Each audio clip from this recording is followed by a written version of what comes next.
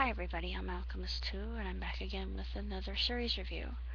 Recently I just watched season 2 of Downton Abbey, and it takes place during what the English called the Great War. And William and Matthew, as well as Thomas, have been drafted in to participate in that hellacious, tremulous time.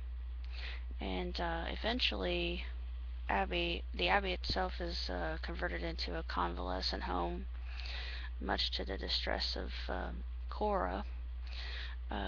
Cora really doesn't like the idea all that much, honestly, but I think later you see a resolution within her character. She becomes more feeling and more caring and more compassionate about her fellow man, and I think that it really changes a lot of the characters that we thought were complete jerks or just didn't have a soul to begin with.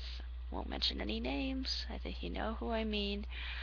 Quite a few things happen within the series that are just heartrending. I'm not going to say what happens to Lavinia or William. Of course, I'll give away a plot point. Sir Richard and Mary are still paired to be married, but it's only because of what happened in season 1. And if you've seen season 1, then you know to what I refer, and I won't reveal that here. Again, spoiler alert. I don't want to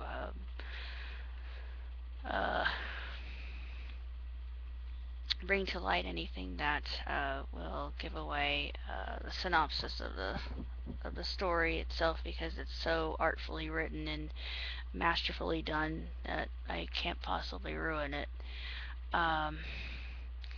This season I think is even better than season 1, and my reasons being is because it doesn't sugarcoat history. It's very accurate. The times change and the people do as well. Something happens to Bates. I won't say what. It has to do with Vera. I'll just say that. Of course, we have a new housemaid, Edith, and then there's another housemaid who turns out to be kind of a diversion to Robert, I think, Lord Grantham. I thought that was a rather intriguing plot twist, and one that I didn't see it coming, but I kind of had my inklings, and then when it actually happened, I was still a little bit shocked, but not really entirely dumbfounded by it. There is something that happens in the Christmas episode that just made my heart all flutter, and I thought, finally, but I won't say what. It's a resolution. I'll just say it that way. It's a resolution, and like all things Downton Abbey, nothing stays placid for too terribly long. So I'm eager to see what will occur with the third season. Of course, the fourth season is in the process of being filmed, and of course, I think it's already available from Masterpiece itself, but sadly, I don't receive it here. So I can't watch it, and I don't know what's going on. It's driving me crazy, but hopefully I'll be able to see the fourth season as soon as I possibly can, because I absolutely adore Downton Abbey, and I'm addicted to it. I'm absolutely, positively addicted to it, and I think it's a brilliantly produced show. And Julian Fellows, I think, deserves a huge pat on the back for his work, and all the other people that go into the making of it, and just how precise they are to attention to detail, and the cinematography itself. I know there are not a lot of people who pay attention to this aspect of it, but there are a lot of camera shots within this particular program that I think are absolutely tastefully done and very allegorical in the manner in which they are shot.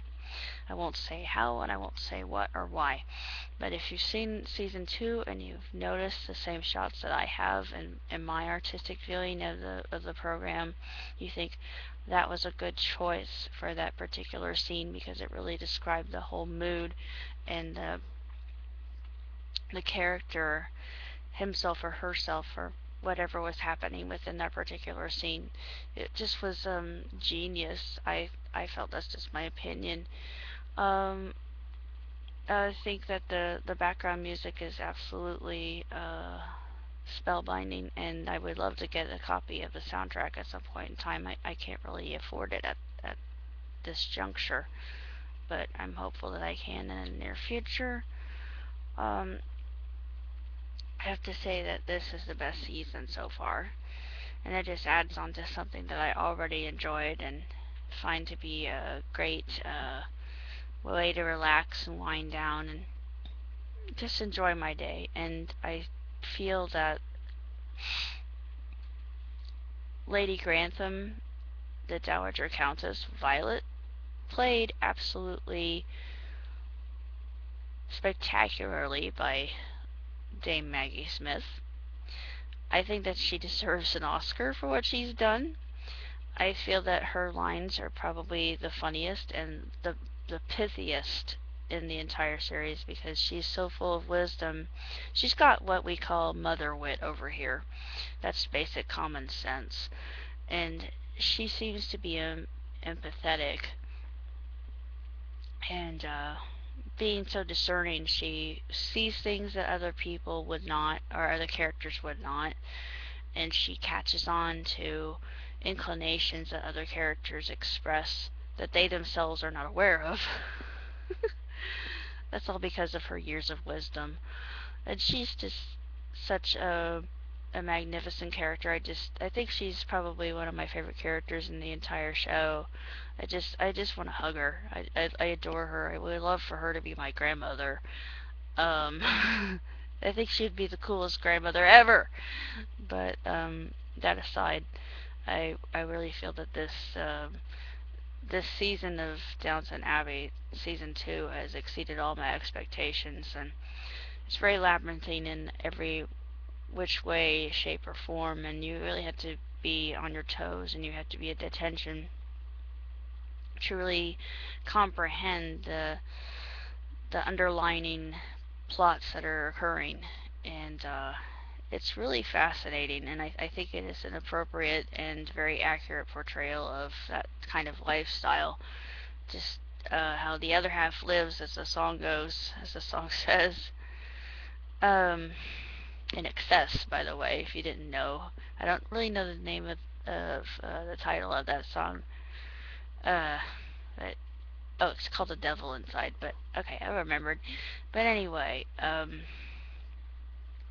this, this season is by far the most superior, and it's positively splendid, and I highly recommend it if you've seen the first season of Downton Abbey. Do not go to any episode directly. You have to watch them and you have to watch them in sequence, because if you don't, they don't make any sense whatsoever. It's just the way it's written. It's episodic in nature. That's why they're episodes.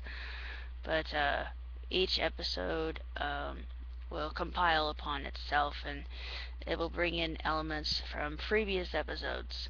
So it's like a storybook, but visually done, and it's just absolutely tremendous. And I am just awed by how astronomically stellar this whole uh, sumptuous uh, tale is woven, and you cannot escape it. It's just so charming and endearing, and it casts you under its spell, and that's what's so incredible about it. And I hope that it has many years in the future, and God, I hope for a happy ending. I know that's the romantic in me speaking out, but I know this is reality we're speaking of, and it does cover the subject of reality quite well. Um, real life does come into the picture in this particular series, and I like that because it's not entirely fictional in that way, sense or form. It does include actual human emotions and the failings of human beings themselves, and I think that's what makes the show so watchable. Um, that's pretty much all I have to say about season 2 of Downton Abbey, and I look forward with great anticipation and great eagerness to see season 3. Indubitably.